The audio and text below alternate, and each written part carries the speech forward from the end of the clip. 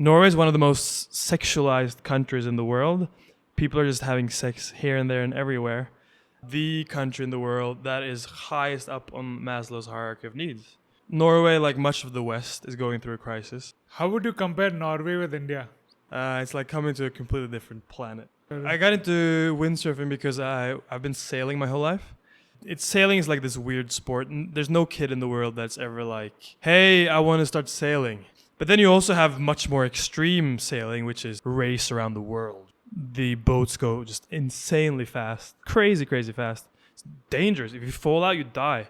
Meditating and spirituality and breathing exercise and everything, it gave me a different outlook on life, and it showed me that there is something more to this world than just whatever I've been hankering for. It just was like a beautiful wake-up call to this world is so much deeper.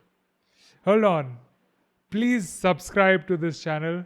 It's free for you and it helps us in many ways. We'll keep striving to bring more value through these conversations. Cheers. Hello everybody. Welcome to another episode of Rocklaz Radio. Today we are going to Norway. And this is the first in real life episode. I'm so happy about it. And joining us is Paul Hellum. Paul, welcome to the show. Could you please introduce yourself? Yeah, thank you. So my name is Paul Hellum, or pronounced Paul Hellum in Norwegian. I am from Oslo, which is the capital of Norway. And I grew up there, have lived in some different places in the world. I studied in the US, studied in the UK. I'm also half Indian. My mother is Indian, my dad is Norwegian. So now I'm currently spending some time here in India, doing some volunteer work and just hanging out, enjoying life in India.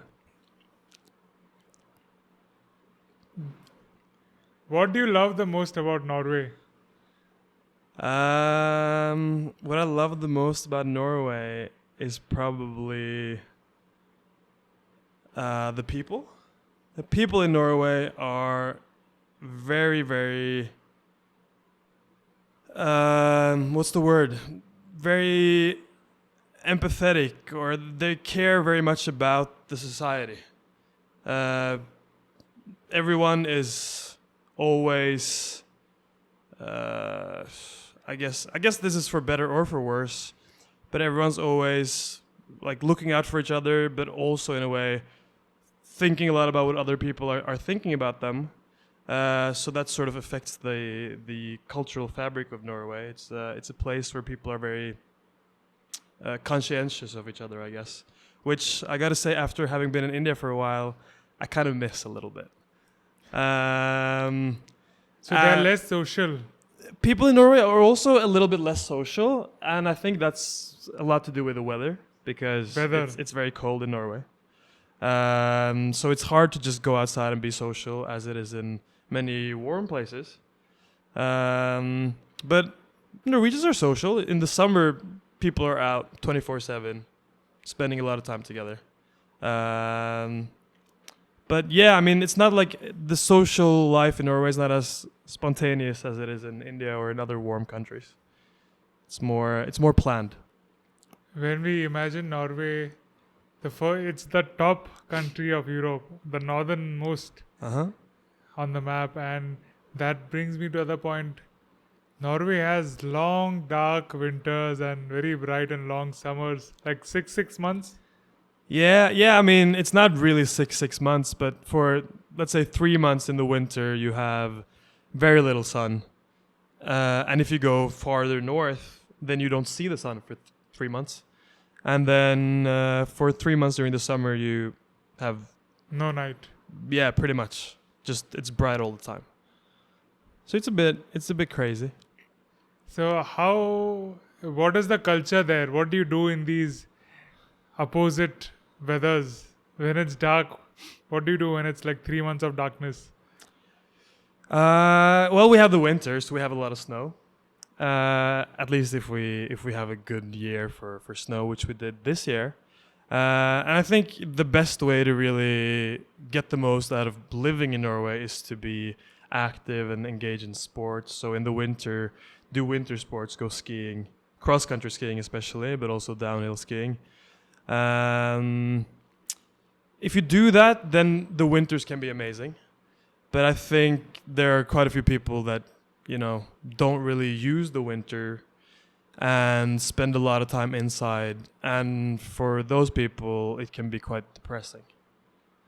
Because you don't spend a lot of time outside, you don't get a lot of sun. So yeah, it's definitely a place where you need to be active to sort of be able to enjoy the winter. I wonder sometimes, why did humans go so far north? Yeah, I wonder that all the time.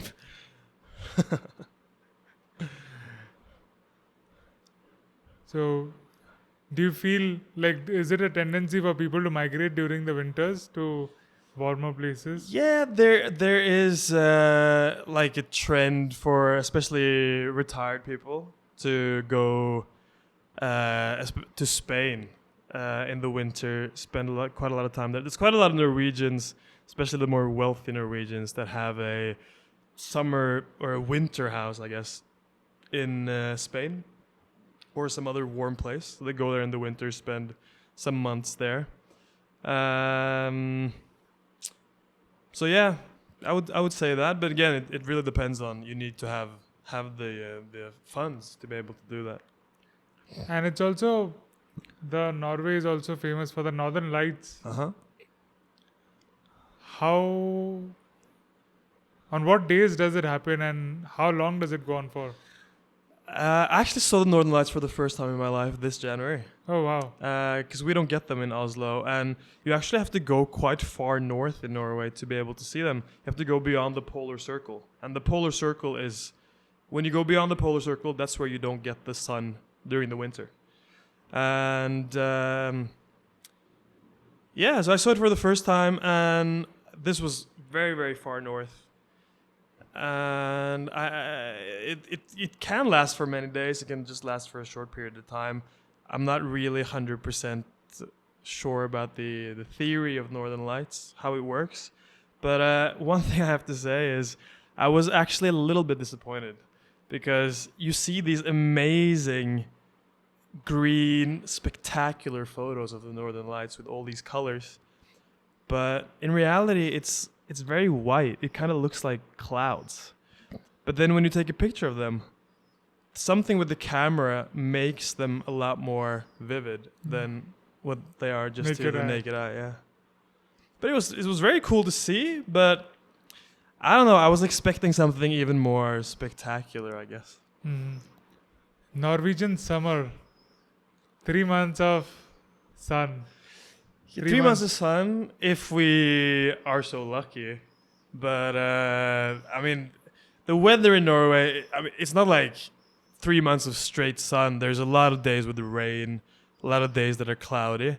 But 3 months of very, very bright and long days, which is super nice after the long winter. So what about the months in between? Yeah, so there is, we have autumn and spring, which I guess are like most autumns and spring. Spring is quite rainy, but it's also very, we're coming from the winter to the summer. It's just, it's a very uplifting period for, I think, everyone. Just, getting out of the dark and into like the bright period, and that can really be reflected in the people. Everyone enjoys spending time outside. In Norway, we have this thing called, we call it utepils, which means outdoor pint. And every spring, all the newspapers, they write, now's the perfect weather for the first utepils. And that's like a big happening. Everyone's sitting outside and having their first beer. Because the weather is finally good enough to be able to sit outside. But in reality, it's super cold and everyone's freezing, and they're just like forcing themselves to sit outside. Is it like a Oktoberfest of Norway? Well, not really. It's not like organized in that way. It's more just everyone sits outside and enjoys the outdoors. What does this word mean? Frilu? Friluftsliv. Friluftsliv. Slave, yeah. Friluftsliv, yeah. So it's two words, friluft, which means outdoors, and then liv, which means life. So outdoors life. And yeah, that's a big, big part of being Norwegian and big part of living in Norway. Kind of going back to what I said about the winters. If you want to enjoy the winters, you have to enjoy being active and being outside and using the nature in that way. So yeah, definitely friluftsliv is a huge, huge part of, I think what makes Norwegians Norwegian. And for me as well, just living in Norway. I mean, there's a lot of people who do it, who just spend their whole life living in a city. And I think if that's your life in Norway, then that's a miserable life. You need to really use the nature, because the nature in Norway is spectacular. So do you get to see Santa Claus? Because that's usually where he is associated with, right? North Pole. Yeah. What about it? Reindeers. There must be a lot of reindeers there. Yeah, there's a lot of reindeer in the north of Norway. We have these, they're called Sami people. I don't know if you know about them. They're the native people of Norway. And they have a huge industry in reindeer, like cultivation, or I don't know what the word would be. Breeding, yeah, but for meat. So there's a lot of big areas that are used for that, but there's also some wild reindeer. We don't see any of that in Oslo. If you go further north, you do. So what is the folktale about Santa Claus in Norway? Well, Santa Claus is just a made-up thing by the Coca-Cola company, right? Is it? Yeah. So it's an American thing. Yeah, but we have these stories about what they call, I guess you would call them like elves or something like that. In Norway we call them nisser, which is these like creatures that live in barns and whatever. And then I think Coca-Cola sort of took that and they created the whole image of Santa Claus. But to be honest, I don't think Norway has any particular stories really around that. So what are the stories Norwegian kids hear while growing up? I don't know. What do we hear? Is it like the Loki and the Nordic? No, not really. I think maybe people in other parts of the world have this very Norse mythology, Nordic, God of War view of Norway. But in reality, I mean, Norway's history is we used to be believe in Norse mythology up until year 1000 or something, and then the whole country became Christian. And then Norway has been Christian for a long time, but recently it's been very secular. Less and less people are actually religious. Very few people in Norway are Christian. And we have very little cultural connection to the ancient or the mythology of that. Which it's kind of disappointing, I guess, because it's fun to learn about, right? But we don't really learn about it. We learn a little bit about Viking history and that they believed in these things, but we don't really have those beliefs. Not even as children's stories. Children's stories is mostly modern children's books and those kinds of things. Western fairy tale books. Yeah, like that. Yeah. As Donald Duck. Donald Duck. Yeah. As kids, what do you get excited about in Norway? As kids? Well, we get very excited about Christmas, of course. Christmas is big in Norway. But again, we've kind of lost touch with what makes Christmas Christmas. Not that many people really consider it a Christian thing anymore. It's more just spending time with family and getting presents and whatever. And I think a lot of kids get very excited for summer. They get as excited for summer as grown-ups get. And yeah, I guess it's a country that's people are quite very active, and people are very much into sports and things like that. So kids, I guess, get quite excited about sports, those kinds of things.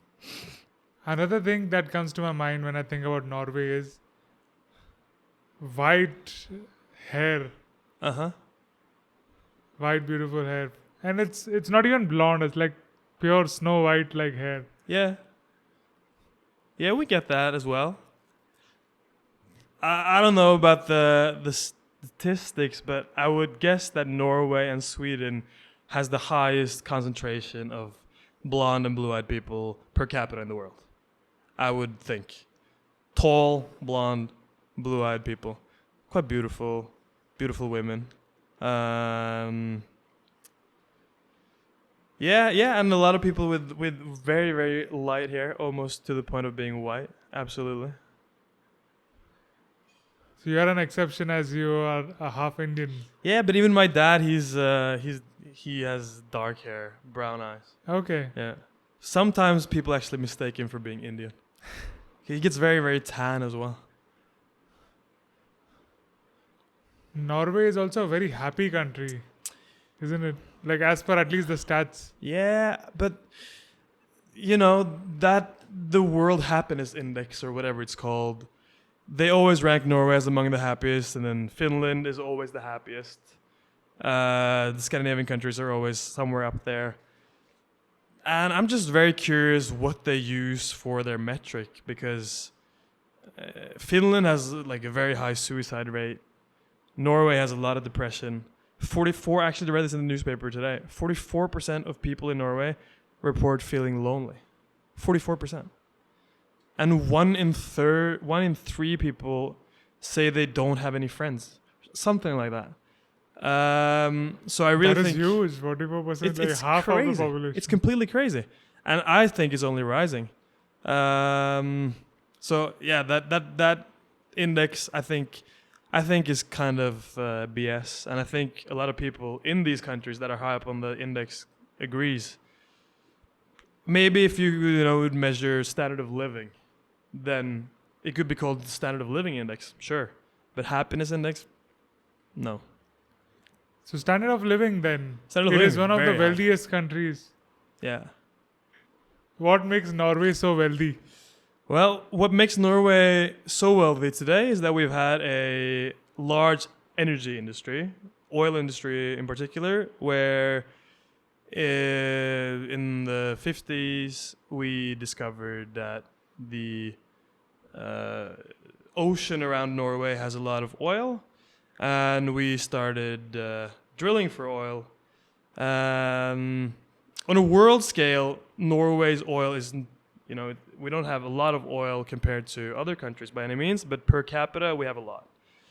And we did a good thing where we nationalized much of the oil production.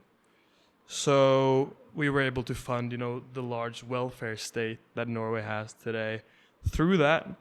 And also through, I would say reasonable taxation. So yeah, it's mostly the energy industry really that has made Norway as wealthy as it is today. And even though you say reasonable taxation, but it's quite high, I believe. Yeah, it's very high. How much % of income? Well, it depends on your income. But it's a progressive tax. So, the more money you make, the higher your income tax is. It can be up till 50% plus.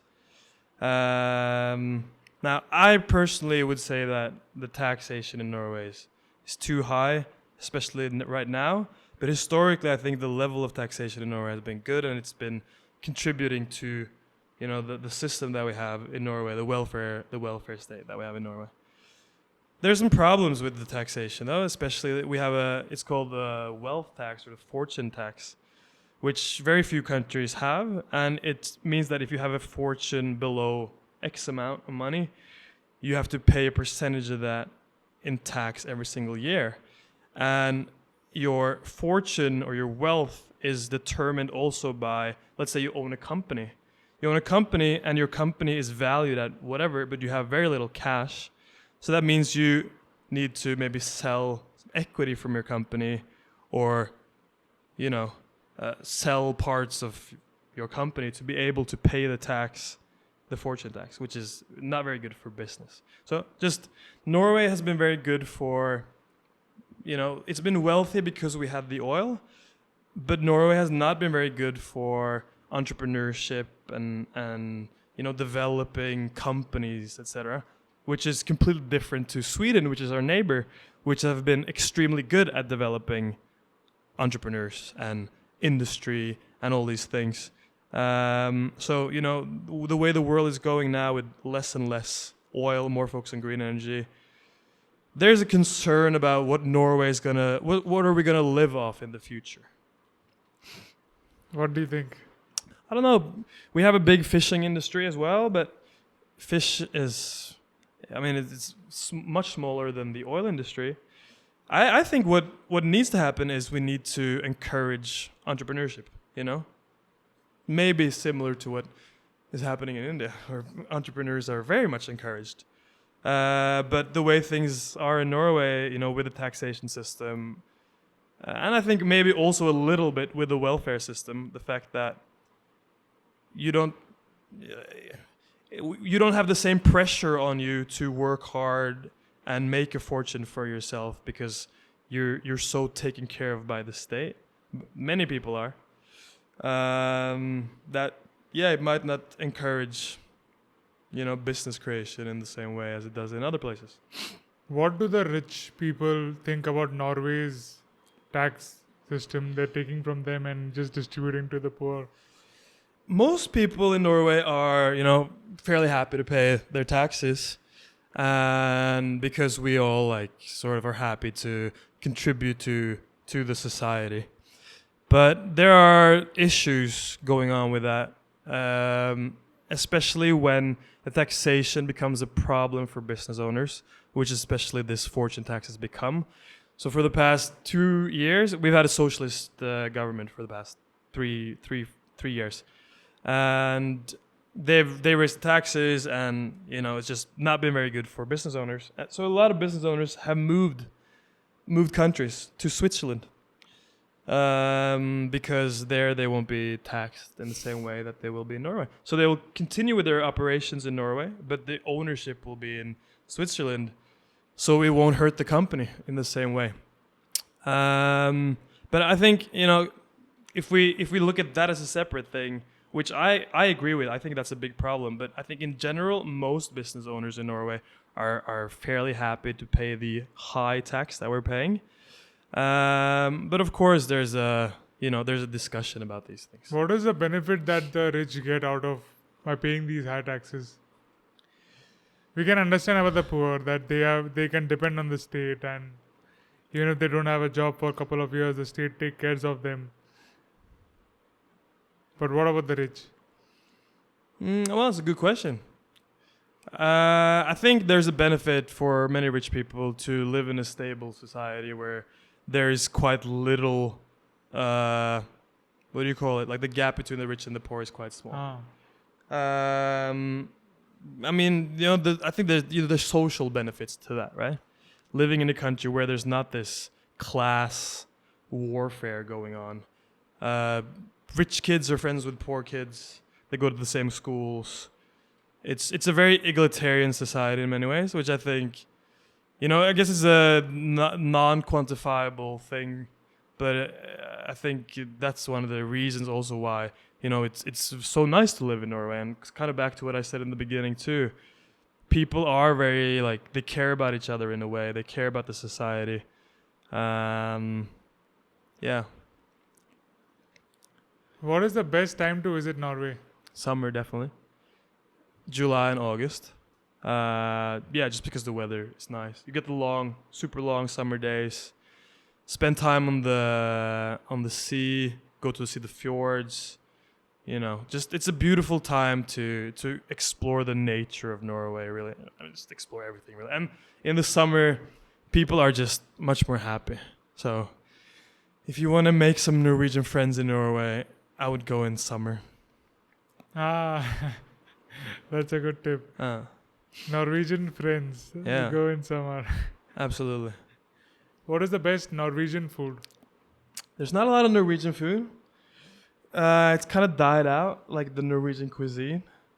I guess it used to be meatballs and potatoes and just super, super basic stuff like that. Nowadays, the most eaten food in Norway is tacos. Tacos? Tacos, yeah. But we have like our own version of tacos where you have the tortilla. You like put your tortilla on the plate, and then you have a bunch of different fillings just like on the table, and you fill up the tortilla, and you create your own little wrap and you eat it. And yeah, that's the most eaten food in Norway. It's a tradition. Every family on Friday they have Friday taco. Yeah. Is it again because of a corporate company like Taco Bell's? I'm sure they were good at marketing. But yeah, it's just sort of become the Norwegian national dish. Even more than pizza. More than pizza, I think. Yeah, even though pizza is also huge. Like, especially frozen pizza, it's huge over there. I wonder how pizza got such popular around the world. I know, so popular. But yeah, we also we eat a lot. I would say the food in Norway is, especially in Oslo, it's very good. Like if you go to a restaurant in Norway, you'll have delicious food, good quality ingredients. Good food. But it will mostly be Italian. A lot of Indian restaurants, sushi. Just world cuisine. Next is something fun. I want you to close your eyes. Think of your favorite memory.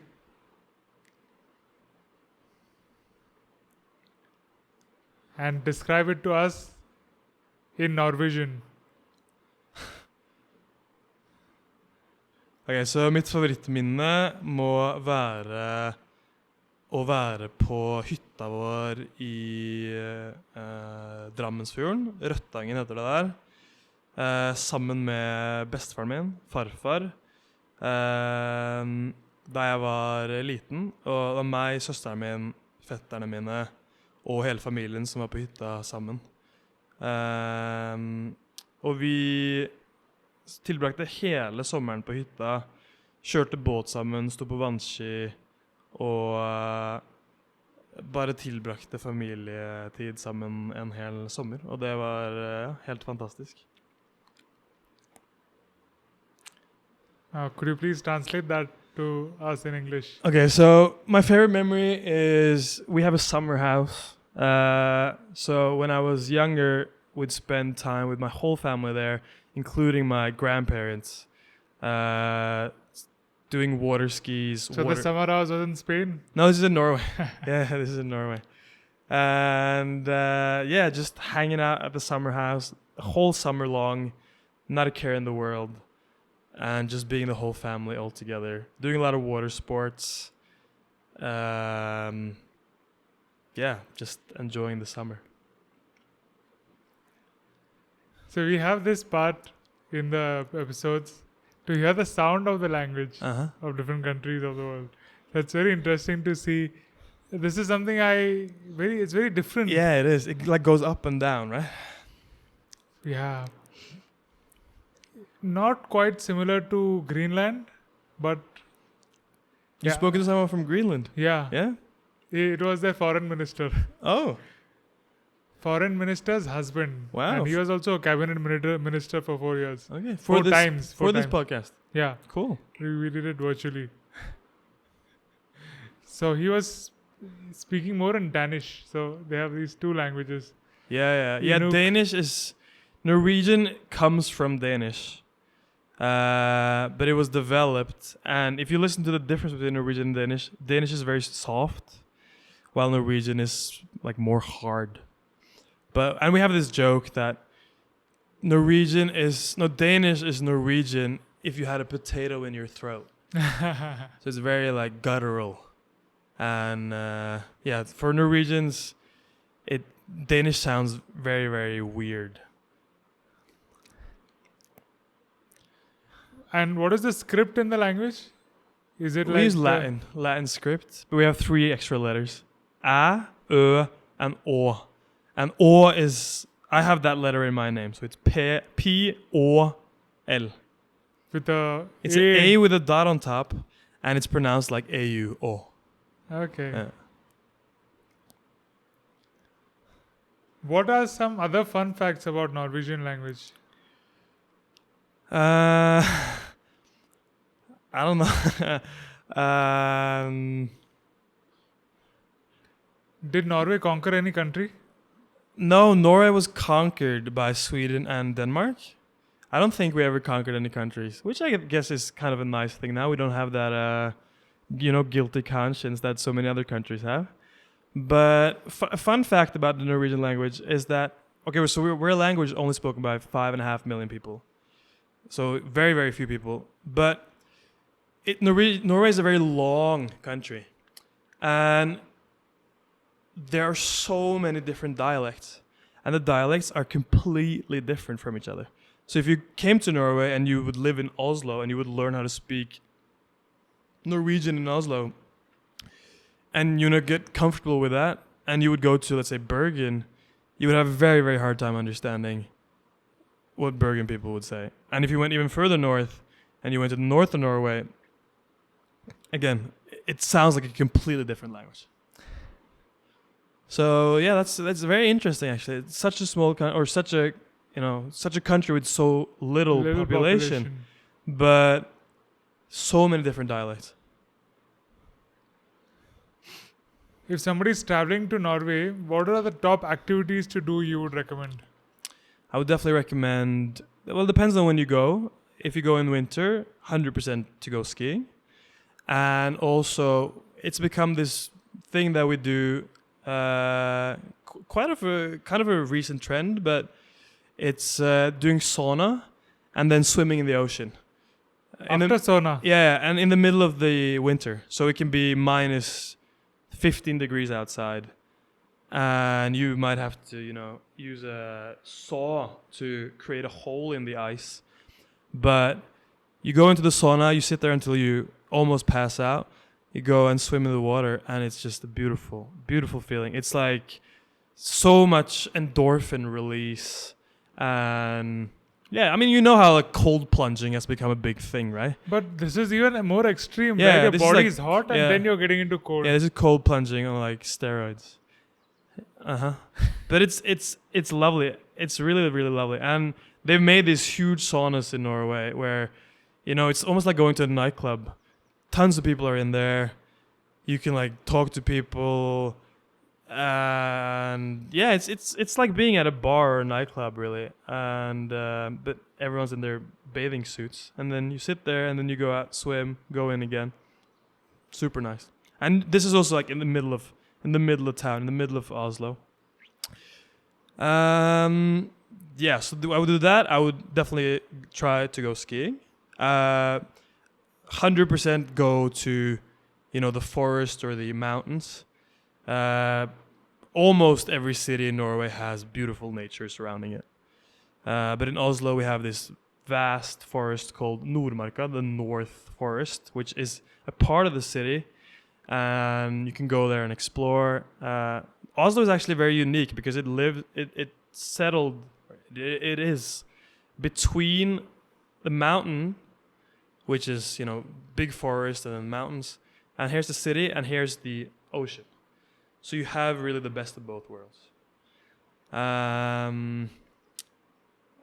But yeah, nature all the way. In the summer, I would say the same thing. But then I would maybe also look a bit more into, nightlife and yeah, seeing nature in the summer is super beautiful as well. But But the thing about Norway is, it transforms. It's a completely different country in the winter than in the summer. So you can go to the same place in the winter and the summer, and it would be a 100% different experience for you. So I guess I would say, come to Norway once in the winter, once in the summer, do the same thing, but have a completely different experience. I've seen these videos online. It's so scenic and beautiful in James Bond movies. Yeah. I just like put up 4K videos on YouTube and top videos of Norway. The landscapes there are so beautiful. It's spectacular. So hiking or paragliding could also be a good option. Yeah, absolutely. Absolutely. Aspirations of people in Norway. The youth. It's a good question. So I think Norway is going through a crisis. Norway, like much of the West, is going through a crisis, and I think Norway is maybe ahead of the curve in a way, because we are, Maslow's hierarchy of needs. Norway is one of the, if not the country in the world that is highest up on Maslow's hierarchy of needs. We are 100%, taken care of, really. Even if you don't have a job, you're still pretty much taken care of. For those who don't know Maslow's theory of hierarchy, can you just repeat the stages? Yeah, so it's a triangle, and it is showing the different needs that people may have as those needs are fulfilled. So you start off with, the basic needs, food, shelter, whatever. And then next part is, maybe companionship or something like that. Then sexual fulfillment maybe. Then, job security, blah, blah, blah. And then at the very top, you have self-realization. And yeah, I think, we're definitely way past all of those stages. Norway, just speaking of sexual whatever, Norway is one of the most sexualized countries in the world. People are just having sex here and there and everywhere. And, if you really want to, you'll have a great job. If you don't really want to, you'll still have a good job. If you can't work, you'll be taken care of by the state. It's just, everything is taken care of. And we're at the very top. We're at self-realization. And I think the problem is that people don't really, we don't know what self-realization means. You know what I mean? And I think as Norway became more and more rich and more prosperous, and, the welfare system was set up, and we had the, feminism and, sexual revolution and whatever, and just more and more liberal, and really there are no barriers in Norway at all. You can pretty much live the life that you want to live. During the same time, we lost spirituality, we lost religion, so it's a very, very secular country. And then we're up here, and people are thinking, what's the purpose of life? It's definitely not having this job. It's definitely not, doing all these things that maybe our previous generations were striving for, feeding our families, blah, blah, blah, because that's already taken care of now. I mean, that was the purpose for some people's lives when that was actually a struggle. That isn't a struggle anymore. And you can't really make it into a struggle anymore either. So yeah, I think a lot of people are just sitting or are just stuck in this point where we are thinking, what's the point? Why am I doing what I'm doing? Why am I getting an education? Why am I getting this job? Why am I doing all these things? And then people are looking outwards or looking for other things to realize themselves. And I think that could be anything from running a marathon or starting a podcast or anything like that. But even that isn't giving you that fulfillment that you really need, right? I mean, no offense. But I think that we are going back to what I said, we're in a crisis. I think we're in a spiritual crisis. We've lost religion. We've lost the thing that sort of is supposed to give you a higher purpose. and and people are like, they don't know where to look, you know. They don't know where to look for that purpose in life. They're looking to all these different things, but it's not giving them what they need.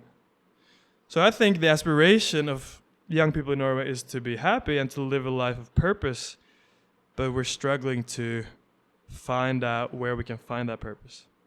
And luckily, more and more of Eastern spirituality is coming to the West.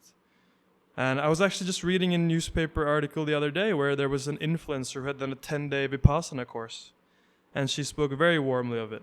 Norwegian influencer. And the son of the Norwegian Prime Minister, he has become like a spiritual guidance counselor. So I think slowly we're like waking up to the reality that, damn, we lost religion, we lost spirituality, we lost what is kind of supposed to give people a meaning in their life, and we're slowly finding back to it.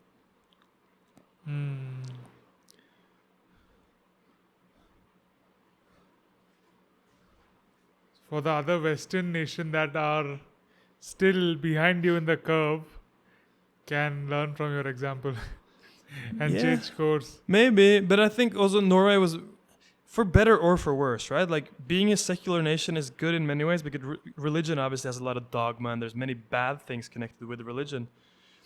But I think,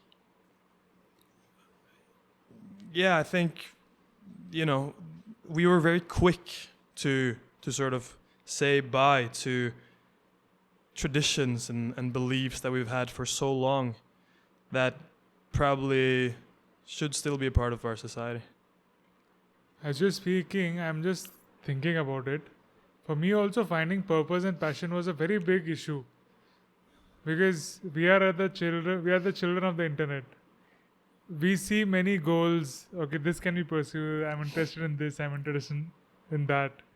We all sort of fulfilled. We didn't have struggles like our parents or grandparents did.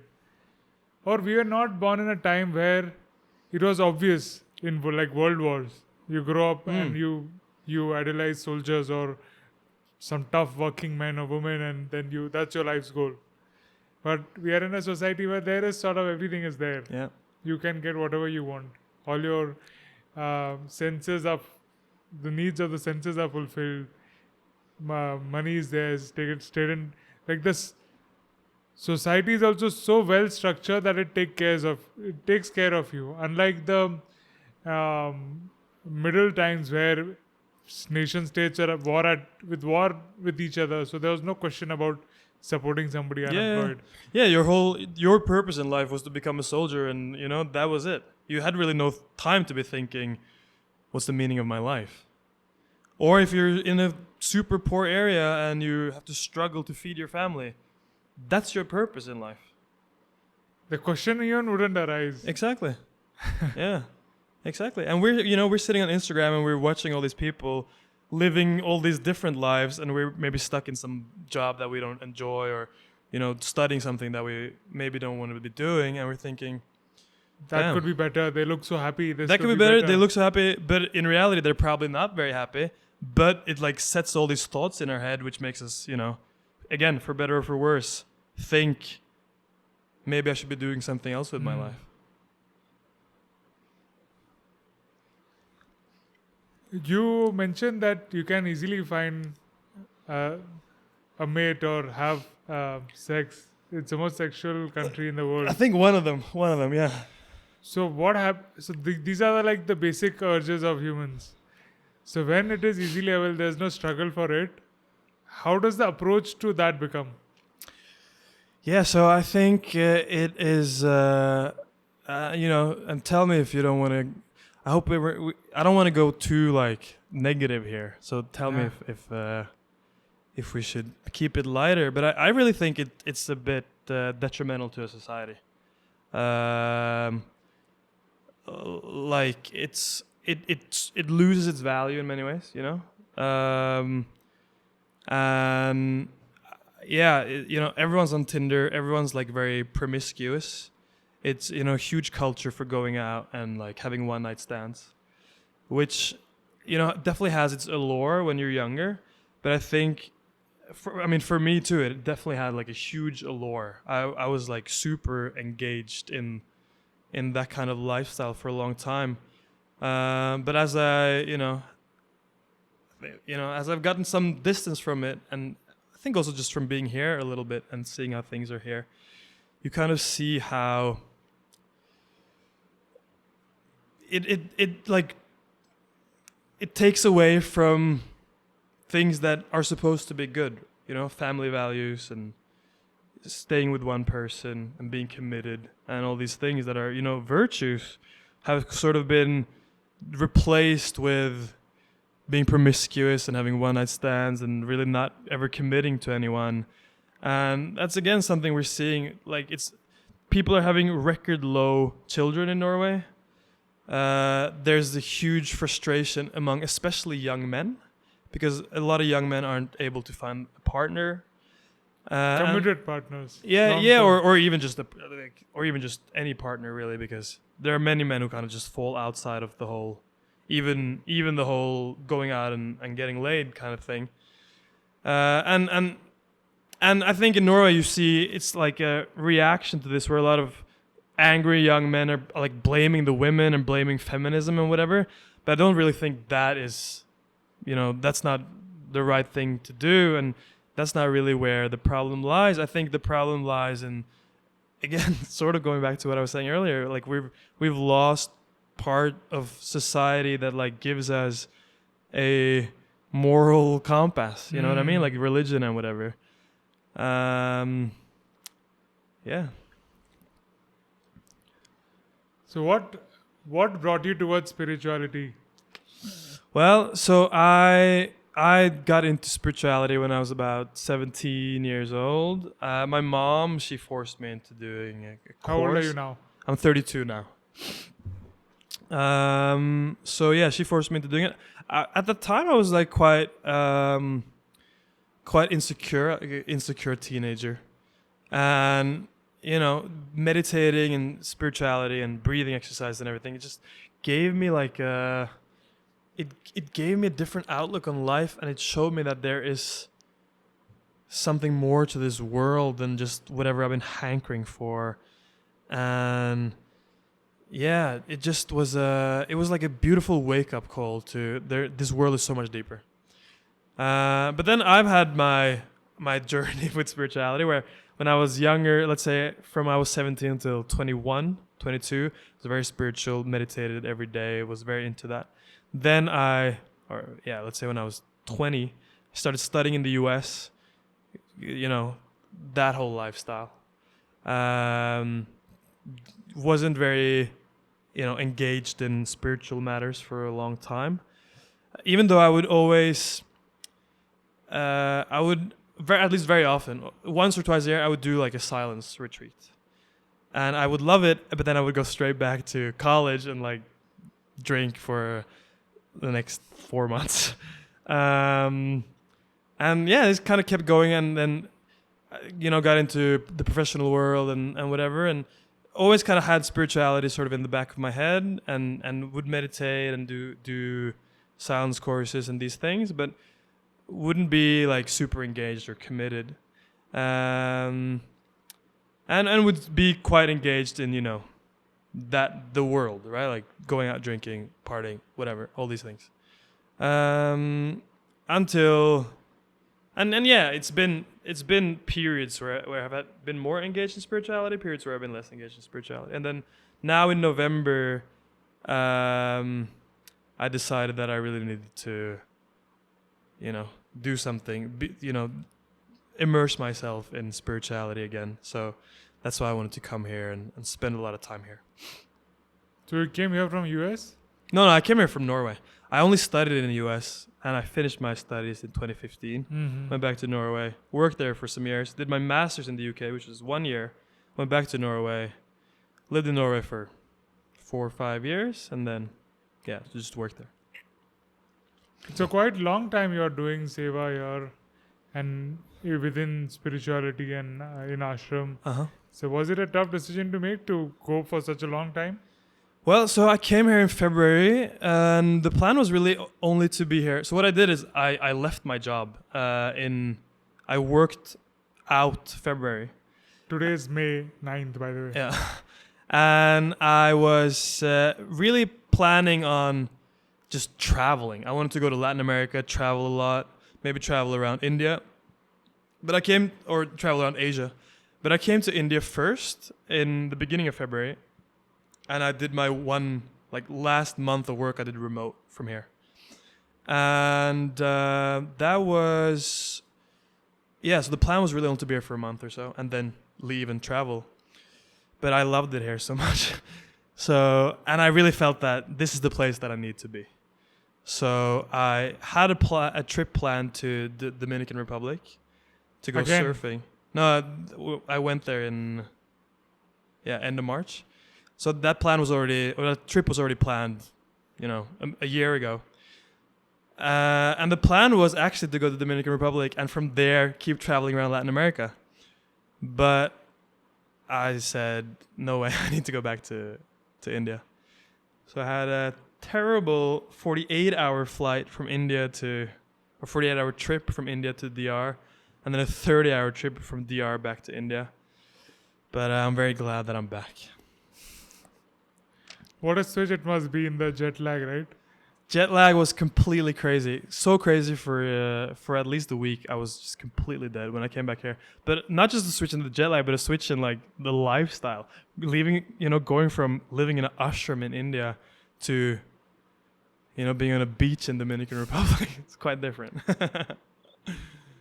So what is keeping you here? What do you like about this place? Well, I feel like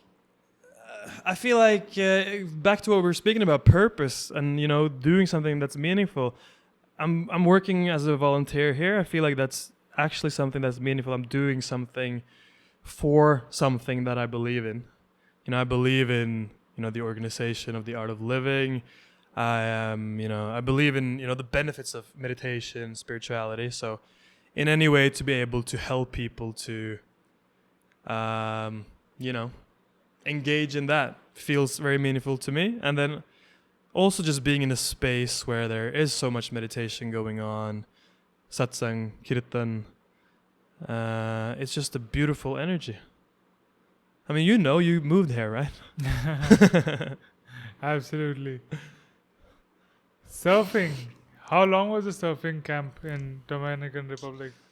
So it wasn't a surfing camp. It was just a vacation, really. But I was there for 3 weeks.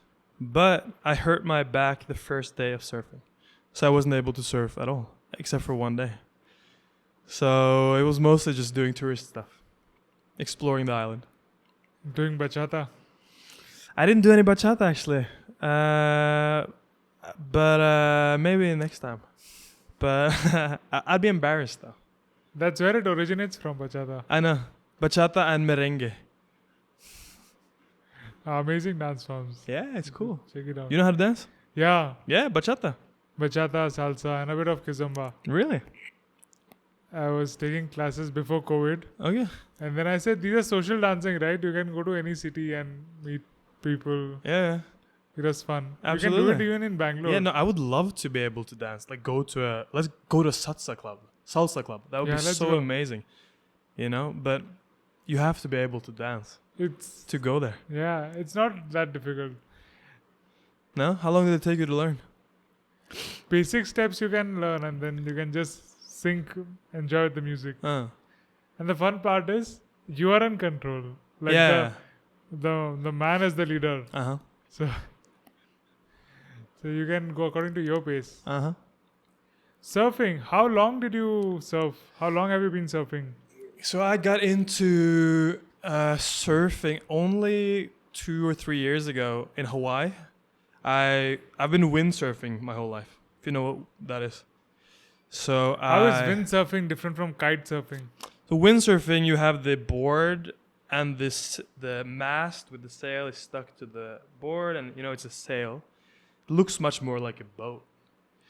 And then you have kite surfing, where you have this huge kite way up in the air, bunch of strings.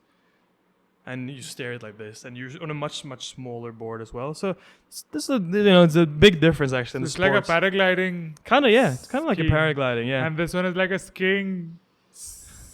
With a sail, Yeah. yeah. Sailing, surfing, and that one is like a paragliding surfing. Yeah, exactly. But yeah, so I've been windsurfing my whole life, and then I went to Hawaii in 2021 with my dad actually, or 2022. Yeah, 2022 to go windsurfing in Hawaii, in Maui, because Maui is mecca for windsurfing. It's always windy, always like super windy, great waves, always beautiful weather, 28 degrees in the water, 30 degrees in the air, just it's a perfect place.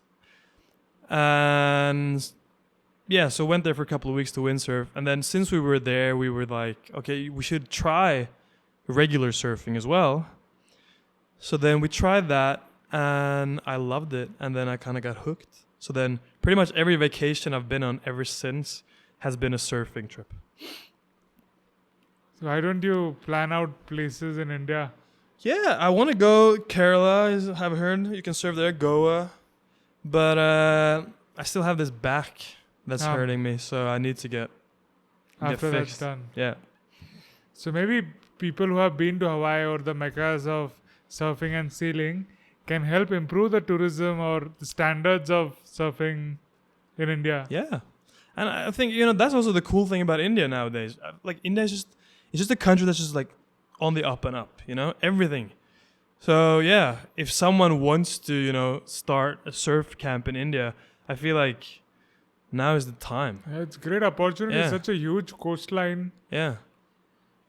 Just pick a place. Goa, Kerala. It could be Odisha. Bay of Bengal has a lot of wind Yeah? compared to Arabian Ocean. Okay. So eastern coast, you could try. Yeah. Islands like Lakshadweep or Andaman Nicobar Islands. Yeah, and I'm sure there's so many undiscovered beaches with amazing waves just because most Indians don't surf, right? Or the people who live close to those places, they don't surf. They probably don't even know what surfing is. Many of them. I was just wondering, how did the idea of surfing come into existence? Yeah. And who got it? I wish I knew more about the history of surfing, but I think there's like the Polynesians, like the first settlers of Hawaii. They were surfing on these wooden boards without a fin, but it's not really documented. But then surfing, Surfing for fishing. yeah, and they were also definitely because they were having these canoes that they were in when they were sailing in these canoes when they were going out for fishing, and also when they were traveling. They traveled from Polynesia to Hawaii in these like super weird canoes. Yeah, not surfboards. And they were definitely surfing with them when they were like landing on shore. But when it really started with board surfing, I'm not sure. But like the sport of surfing, I think it really started in the 40s or 50s. In Hawaii, in that region itself. Yeah, I think it started in Hawaii. Have you ever had an incident where a fish flew up and hit your face while surfing? No, not that. But in Hawaii, it's super cool. There are these giant turtles. Giant turtles. They're as big as you and me. And they swim around. And especially at the beach where you windsurf, they're like, you'll see these heads just swimming. And the first day I was windsurfing, I was like, who are these crazy people swimming around all these windsurfers? It's super dangerous. Then I got closer, and it's these giant turtles. It's awesome. It's awesome. It's like a euphoric experience. You're windsurfing, and you like sail right next to this huge turtle, and you just feel so at one with nature. If those turtles are so huge, can you ride them? I don't know. I wouldn't want to. They're very gentle animals. Like you wouldn't want to hurt them. How would you hurt them? It's like the water, like you're buoyant, right? So yeah, but even I wouldn't want to do anything that could potentially hurt them at all. I just want to leave them alone. Have you seen this movie Whale Rider? No. It's from the New Zealand, Okay. the Maori culture, and they showed it to us when we were kids. So this there's a myth there that this girl used to ride whales. I forgot the storyline, but yeah, whale rider riding whales. It's a good movie. It's a good movie. Yeah. Who taught you surfing? Or Windsurfing. windsurfing. Yeah, so Let me start. I got into windsurfing because I've been sailing my whole life, and sailing is like this weird sport. And there's no kid in the world that's ever like, "Hey, I want to start sailing." You know, all kids, they want to do something with their friends or play football or whatever.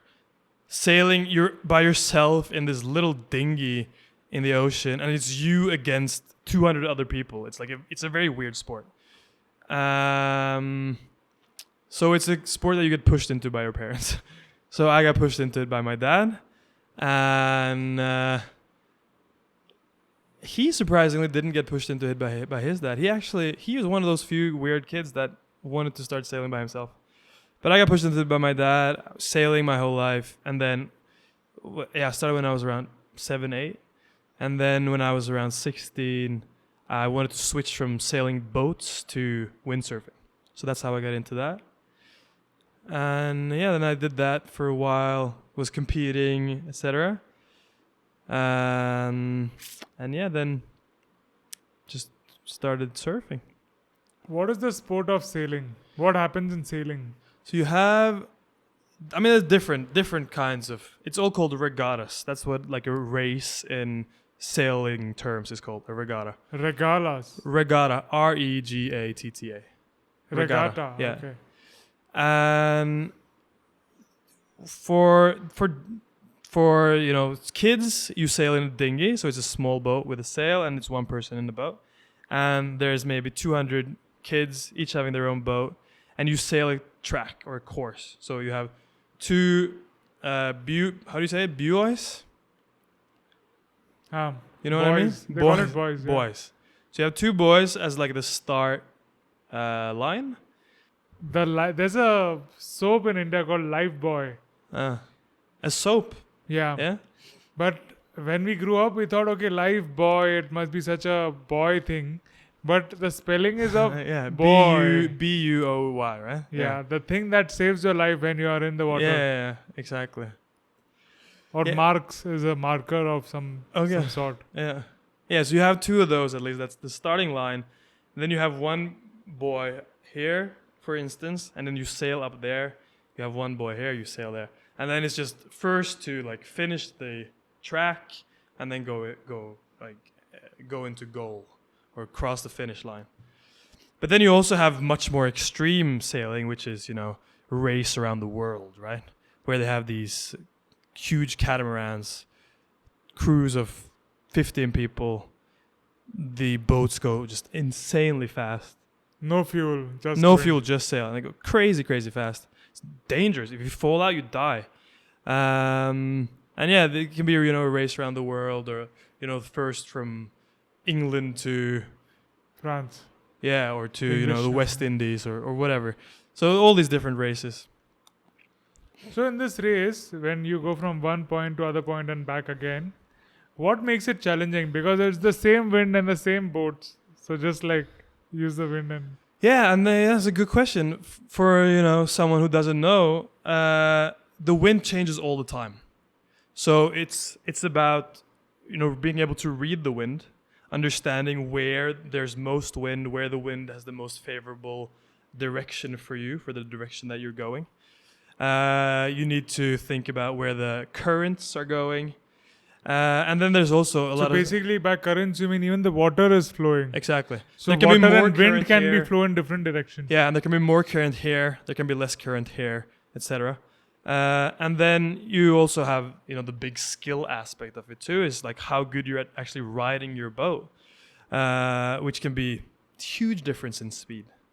So there's many different aspects. There are no pedals in the boat, right? It's just straight up only wind power. Only wind. Yeah. I had seen it in Olympic Games, sailing. Yeah. So it seemed very full body workout. Like they had to like pull the rope and lie vertically. Yeah, absolutely. You probably Opposite. saw like 49ers or something where it's two people in one Two boat, people. right? Yeah. Yeah, I mean, you have to be extremely fit, especially to sail those boats. So you have to be. It's a very tactical game, super strategic, and you also have to be extremely fit. You have to have the best tuned equipment. So there are tons of different aspects to sailing. So if you're a very brainy person, but also fit, sailing is a great sport. Sailing is a great sport for brainy people Yeah, because you need to calculate. exactly. Yeah, you need to think. You need to think where where you should go. You need to do a lot of preparation, figure out where the wind is, where the currents are, etc. It's a mental. You use a lot of your mental capacity when sailing, including obviously a lot of your physical capacity, especially when you're sailing those kinds of boats. So there must be like these gadgets, right, which can just tell you the currents and speed and like. Yeah, but like there are, but there's also a limit to how many of those you can use in a race, and there's also there's a limit to really how helpful those can be, especially when you're doing these smaller regattas. You have been an instructor for 6 years? Yeah, I was a sailing instructor for maybe 6 years, something like that. I would do it every summer holiday for, let's say, from I was 16 till I turned 22, 23. Amazing job. I used to be an adventure instructor. What? Adventure sport. So we used to go for hiking. So I used to take students or anybody for scuba diving or go in the Himalayas, river rafting and camps like that all around the India. It's really fun. Great thing to do in summers as when you're in college. Yeah. So you did this in the India Himalayas? itself. Yeah. Okay. All around India. Himalayas, in the south, in the west, Western Ghats, in Lakshadweep. That's awesome. So you took a group of kids. Yeah. Every summer we used to organize camps. Yeah. At least 3 to 4 camps a season. Different places. Yeah, things like that is great. That was also what I was. It was for, these summer camps. And yeah, it's amazing. Tell us a story or a favorite memory from sailing. Well, that's a good question. I think perhaps, does it have to be favorite or can it be more of a... Anything. Anything memorable. Well, I mean, I think my most favorite memory that I have from like doing something sailing related was going to Hawaii, because Hawaii or Maui is without a doubt the most beautiful place I've ever been in my whole life, and spending time on that island was it's like being in heaven. Honestly, I don't think I've ever been in a more just stunningly beautiful place with also like just great vibes. And also being able to do, something that I love every single day. So that was just super, super amazing. But I've been on some longer sailing trips when I was much younger, 11 years old or something. Me, my dad, and my sister, we sailed from Oslo to down the coastline and then to Sweden, and we did it for a week. And So 3 in one boat. 3 in one boat. Yeah, but this is a larger boat, and that was that was also a great experience. But I mean, it's not me though. But my dad, when he was 22, him and 2 friends, they sailed from Norway to the West Indies. They took a year off, and they sailed from Norway to the West Indies. And something like that just seems super, super cool. I'm not sure if I would ever do it. I feel like I'm happy enough doing adventure on land. But yeah, it sounds awesome. I was just thinking about it. Sailing is, you be so close with the water and With sailing, you can be so close to the nature because there's no sound of the motor or Exactly. engine. It's just wind. 100%. It's just you, the ocean, and the wind. It's 100% nature. Yeah, it's beautiful. And there's something really special about being on the ocean. It's therapy to be on and in the ocean. And yeah, there's a lot of people who say it, that if you just sit and look at the ocean, you can't think about your problems. And you're in a new problem, and there's just ocean around you and nothing else. True. True, but maybe then you actually don't think about the problem. Maybe you're just there, happy, in a meditative state, looking at the ocean. But traveling from Norway to West Indies, suppose you're in the middle of the ocean between the continents. Something happens to you, what do you do? Yeah, I think you become super zen, I would think. You're just there, like, we're just here. We have like 5 days behind us is land. 10 days ahead of us is land. Nothing around us. No islands, no boats. No. You probably wait or you for probably a boat see to some cross. boat. Some boat every now and then. But still, yeah, it must be so serene. It must be almost like doing a silence course. The technical question about sailing. If the wind is coming from one direction, how do you go in the same direction of the wind? Because you have these points and the wind is coming from opposite direction. How do you go in the same direction? Yeah, no, so the people who invented sailing, they were very clever, and they found out that if you sail at angles to the wind, and you have your sail at angles to the wind, you can still get the power from the wind through your sail, even though you're sailing against the wind. I mean, you could never obviously sail, if the wind is from here, you could never sail straight up. You could sail at angles.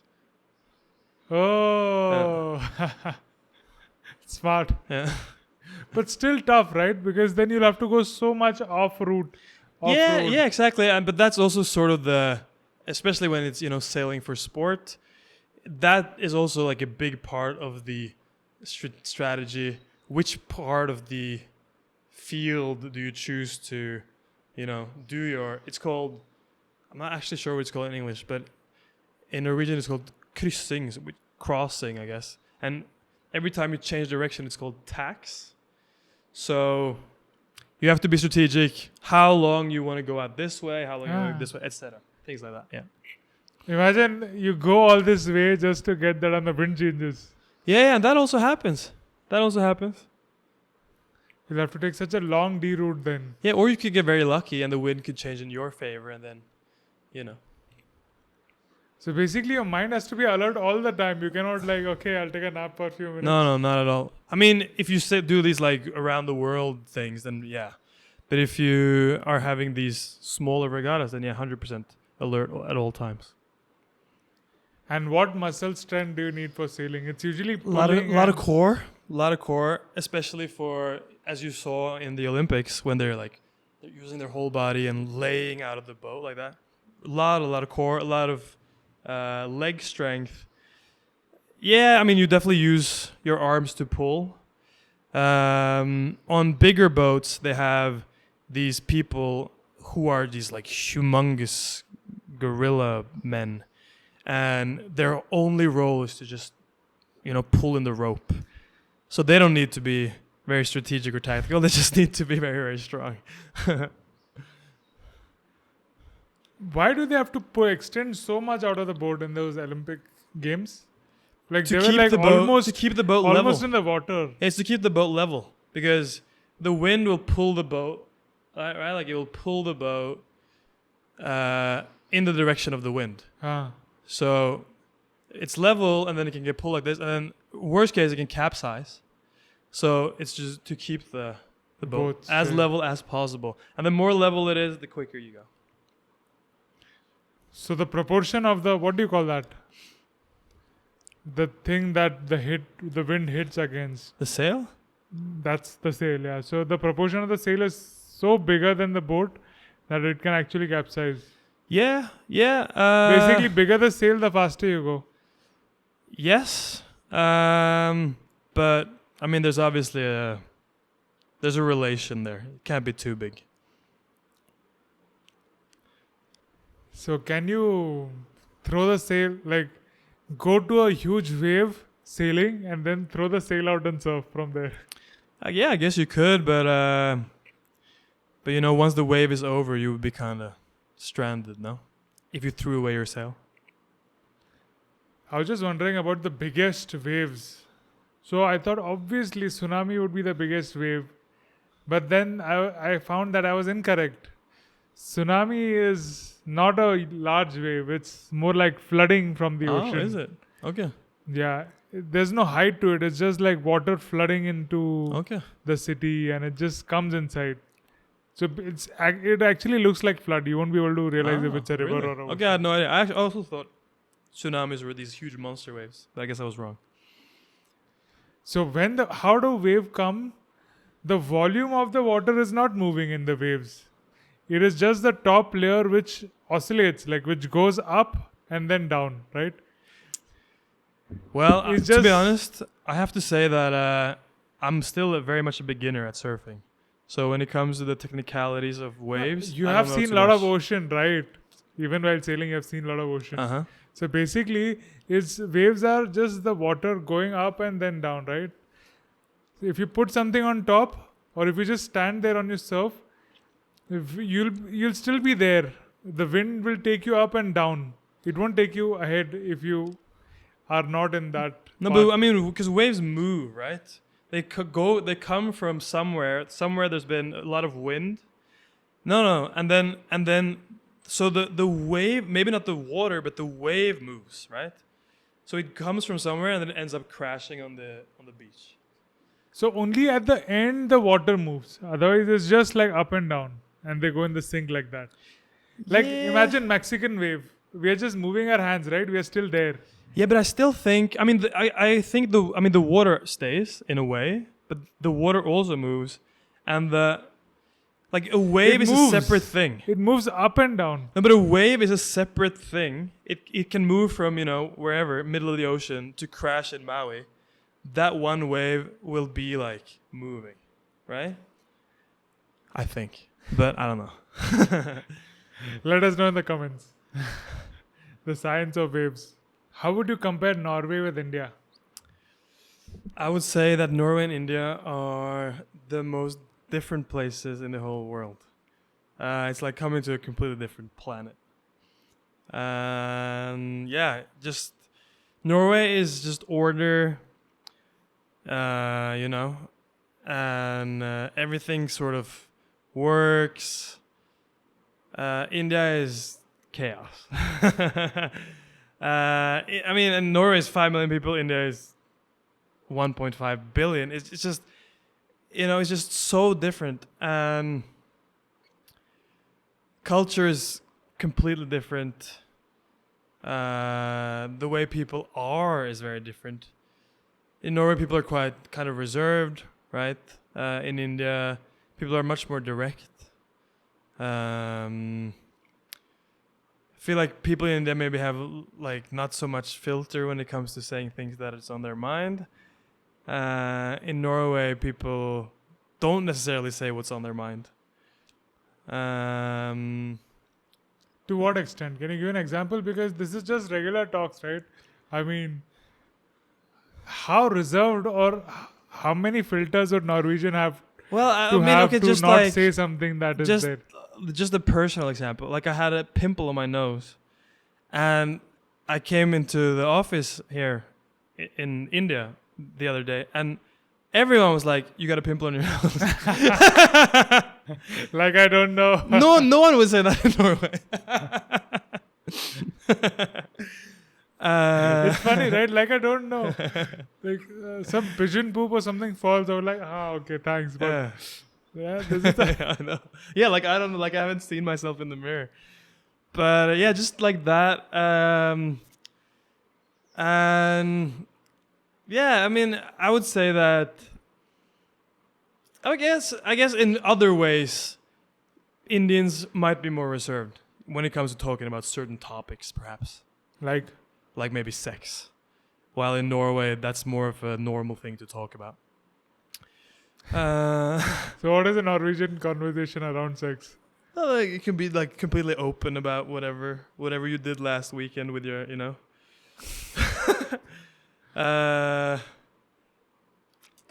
but So you would talk that even with a stranger you never met? maybe not with a complete stranger, but like with someone that might not be your very closest friend. So Well, my experience here in India is that those are kinds of things you probably don't really talk about, even with people you are fairly close with. yeah, well, you wouldn't even mention about relationship until it's very serious or something. Yeah. Um, Norwegians are very active people. Active. Very active, very sporty. Some Indians aren't that active, I would say. And Sample size is too big, no, for India. true. But yeah, it's just, I don't know, like, really, if you could just travel from Norway to India, you'd be like, am I in the same world right now? What's going on? It's just everything. Like, from here, the sounds to the smells to the, just the way the nature looks to the way the people are. It's just completely different. And I think both countries have, their... Is it like They're more good bright and things. colorful here? So much more bright and colorful. Norway is very gray. Even the architecture in Norway is gray. It's kind of sad that like things are built in that way. When you first arrived in India, like what was your first impression? The first time I came into India, I think I was 10 years old. But yeah, India, that's 20 years ago. India 20 years ago was very different from it is now.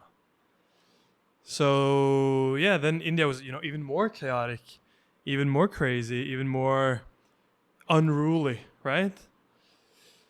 So I think those were my exact thoughts. Like, oh wow, there's a cow on the road, or you know what I mean? Yeah, in Norway, everything is put into system. Everything is put into system in Norway, for better or for worse.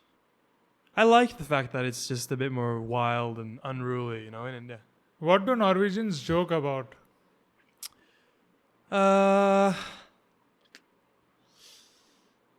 Joke about like, work. Talk like say whatever work jokes. Talk trash about our bosses and those kinds of things. I think Norwegians are very good at joking about Norwegians as well, actually.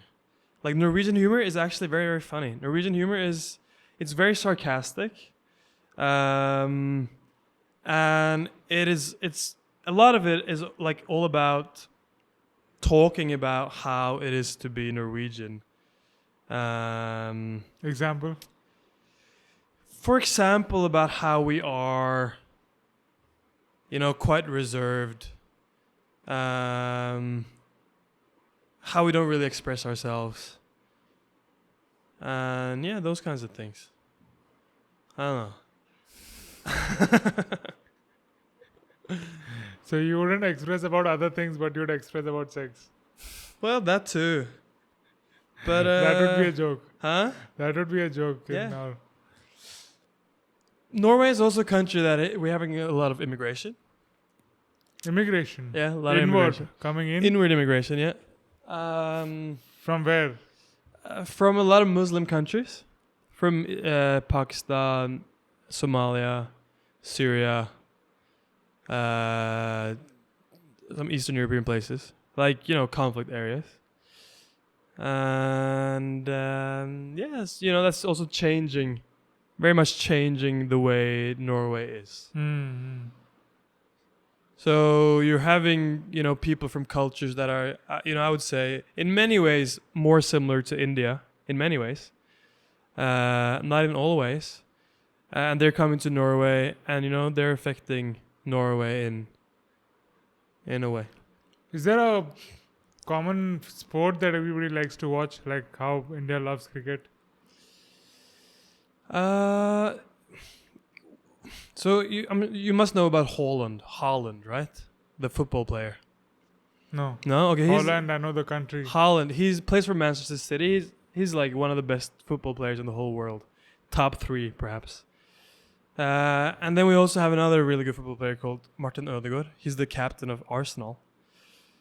And a lot of Norwegians, they like to watch soccer, but the problem is that Norwegian clubs are very bad. So we watch, international soccer, whatever, Premier League and stuff. And the other problem is that we don't have a very good national team. So even though we have the 2 of the best players in the whole world, we're never able to qualify for the Europeans or the World Championships or anything. Is sailing fun to watch? It's fun if you Into sailing. if you're into sailing, but if you're not, it's super boring. And Norwegians also like to watch skiing, but again, it's like such a typical Norwegian sport that, like, first of all, there's not a lot of competition. Norway wins everything. Second of all, in the Winter Olympics. yeah, like that.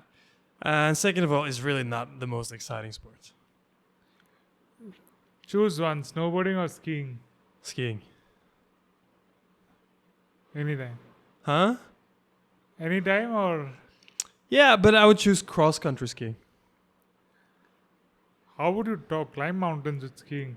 So cross-country skiing, it's very different from like downhill skiing. You have much smaller skis, much thinner skis, and the boot is only stuck to the front of the ski, so you can do like this. Like your So foot what can go like happens this. when you do that?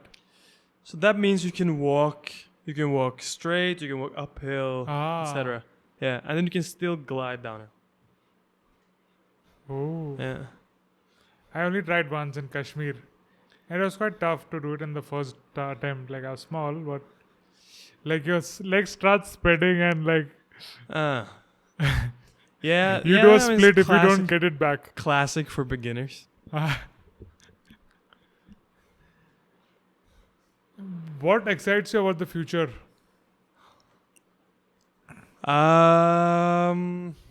Me personally, or like what's happening in the world? Yourself. Well, I'm excited to be here and to just cool down, and then I want to do art of living, yoga, meditation, breathing, TTC, so become a teacher of that in Happiness. in August in Germany. And You're then planning to do the TTC in German ashram. in German ashram, yeah. And then after that, I'm probably going to go back to Oslo and teach some courses. And then I want to keep traveling. So maybe I'll come back to India, or maybe I'll finally go to Latin America this time. But we'll see. I'm actually very excited about the future. Ever since I quit my job, I've been excited about the future. What was at the job that made you quit? It was just the job where I felt like I wasn't being fulfilled at all. Like I wasn't using I feel like I have,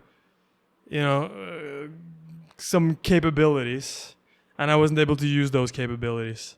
I worked as a financial controller, which is like completely, left or right brain, just like all logic. And it was just driving me crazy. And I felt like I wasn't really being part of, the strategic decisions or anything. I was just feeding the people that were making the strategic decisions with numbers and reports and whatever. And yeah, just really, really, really boring. Are all sailors in finance because of the logical side? I don't know, but I think there's a correlation between being in the finance and being a sailor. But I think more than the logical side, I think it's more that sailing is like a very money sport. You need to have quite a lot of money to do sailing, because you have to buy boats and whatever. But yeah, I think there's definitely overrepresentation of people who work in finance, of like the parents of the kids that were sailing. What is ISS? So that's the company that I just worked for, that I quit in February. I hope it's different from ISIS. Yes, it is. Now, ISS it's a huge facility management company. So they do all like soft services. ISS is also a international space station. Yes. I mean, that would be cool if I worked for the International Space Station, but worked for a facilities management company instead, which is also a great company. Facilities management? Yeah. What kind of facilities? For office buildings, hospitals, schools. Manage the whatever. buildings. Yeah, all the soft services for that. The canteen, the cleaning, the, what do you call it? Like the janitor services, property services, all that. So tech side of it or actual labor and workforce? Both. Yeah. And you are a controller. So what did you control? I control the finances. Who gets how much? Yeah, and it was also quite a lot of, because it's a company that we're very involved in, our customer operations. So there's a lot to do with client reporting, like a lot of stuff outwards to the clients. And then, just, basic, month end, year end, all those things. Accounting. Internal, external reporting, Mm-hmm. risk management, all these things. So do you feel like you think you'll be going back to it or you're... I don't think so. No. Maybe what I want to do is if I'm to go back to a corporate job, which is not really my plan for the immediate future, it is to have a much more diverse role, like a management role where you have financial responsibilities, but also much more where you're working with a team, you're leading a team, etc. It's very interesting to know the story of your parents. I usually know about Indian men having a foreign wife, but it's the first time where woman is marrying a foreign male. Ah. Yeah, so it's actually kind of an interesting story. My mom, she was born in Kenya, because she's Gujarati. There's a lot of Gujaratis who lived in Kenya. And she went to boarding school in Pondicherry. So from when she was quite young, she went to boarding school there. And then, when she was around 15, her family moved from Kenya to the UK. And because they were in Kenya, because of Britain, they got British passports and they could move to the UK. So then they told my mom to come from Pondicherry to the UK. She came there, she finished her studies and everything. And then she got a job in a consulting firm. And she met a Norwegian guy in London. He wanted her to move to Norway. And this was the, 80s. So the Indian families at that time, super, super conservative. She married this Norwegian guy and asked her company if they could transfer her to Norway, which they did. Without the knowledge of the parents? No, with the knowledge of the parents. But the family went ape shit. They went completely crazy. My grandma was like, the whole family was very upset about this. And then she got a divorce with this guy a year later, which is even more crazy. And again, not something you do as an Indian person at that time. First of all, you don't marry a foreigner. You shouldn't really marry outside of, the village. She marries a foreigner guy, and then they get the divorce. But at that point, my mom was already in Norway. She had her life there, her job there. So she didn't want to go back to the UK. And then one day, one of my mom's friends, she was supposed to meet this guy at a bar. And that guy was like, I'm going to bring a friend. I'm going to bring a friend. How about you bring a friend as well? So then my mom went with her friend, and this guy, he brought my dad as a friend. Oh. And then my mom and dad met. And those two other people, they didn't work out. But my mom and dad, they met up, and they've been married ever since. Wow. Yeah. Thank you for watching this conversation till the end. Please share this with at least one person, because one conversation can change a life. And let us know in the comments what kind of future episodes you'd like to see, and let us know what questions or topics that you would be interested in. Thanks. See you in the next episode. Rocklaz Radio. Rocklaz. Rocklaz. Rocklaz. Rocklaz Radio with Tanmay Shah.